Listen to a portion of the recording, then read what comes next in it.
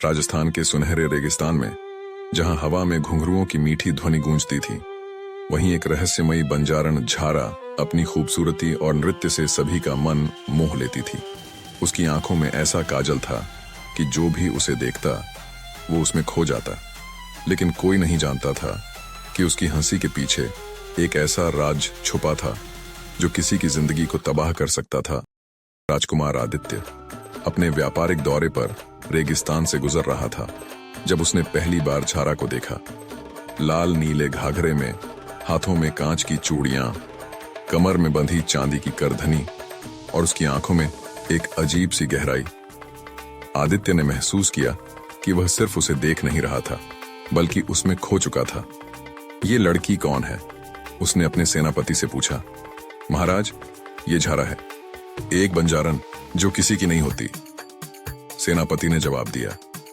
लेकिन आदित्य के लिए वह सिर्फ एक बंजारन नहीं थी, वह उसकी तकदीर थी, या शायद उसका विनाश। आदित्य ने झारा से मिलने की कोशिश की, लेकिन हर बार वह उसे नजरअंदाज कर देती। पर कहते हैं ना, सच्चा प्यार हार नहीं मानता। धीरे धीरे झारा का दिल भी पिघलने लगा। वह आदित्य को चाहने लगी थी, लेकिन उसकी आंखों में हमेशा एक अनजाना डर रहता। तुम मुझसे मोहब्बत क्यों करते हो राजकुमार? झारा ने पूछा।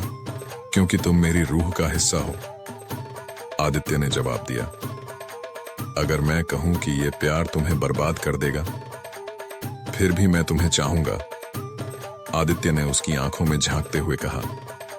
झारा मुस्कुराई, लेकिन उसकी मुस्कान में एक दर्द था। वह जानती थी कि उनका प्यार कभी पूरा नहीं हो सकता। एक दिन जब आदित्य ने झारा को अपने साथ महल चलने के लिए कहा, तो उसकी आंखों में आंसू आ गए। मैं तुम्हारे साथ नहीं जा सकती राजकुमार। लेकिन क्यों? क्योंकि मैं इंसान नहीं हूं, मैं एक श्रापित आत्मा हूं। मैं जिससे भी प्यार करती हूं वो मर जाता है। आदित्य को लगा कि यह सिर्फ एक कहानी है। उसने झारा का हाथ थाम लिया और कहा, प्यार के आगे कोई श्राप टिक नहीं सकता झारा। लेकिन जैसे ही उसने झारा को गले लगाया, आसमान में काले बादल घिर आए, हवाएं तेज हो गईं और झारा की आंखों में खून उतर आया।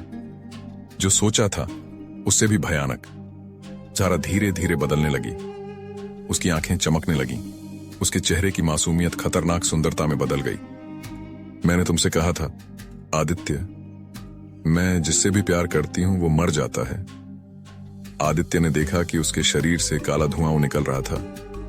झारा, ये क्या हो रहा है? मैं कोई आम लड़की नहीं, मैं सदियों पुरानी आत्मा हूं जिसे धोखा मिला था, और अब मैं इस दुनिया से बदला ले रही हूं।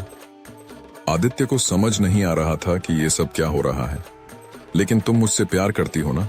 झारा की आंखों में एक पल के लिए नरमी आई। हाँ, मैं तुमसे मोहब्बत करती हूं, लेकिन मेरा प्यार जर है आदित्य। और फिर एक तेज चीख के साथ झारा हवा में गुम हो गई। आदित्य वहीं खड़ा रह गया, दिल टूटा हुआ, लेकिन उसकी बाहों में झारा का दुपट्टा रह गया था। कहते हैं आज भी जब राजस्थान के रेगिस्तान में तेज हवा चलती है तो घुंघरू बजने लगते हैं और झारा की हंसी की गूंज सुनाई देती है। क्योंकि कुछ मोहब्बतें पूरी नहीं होती, लेकिन कभी खत्म भी नहीं होती।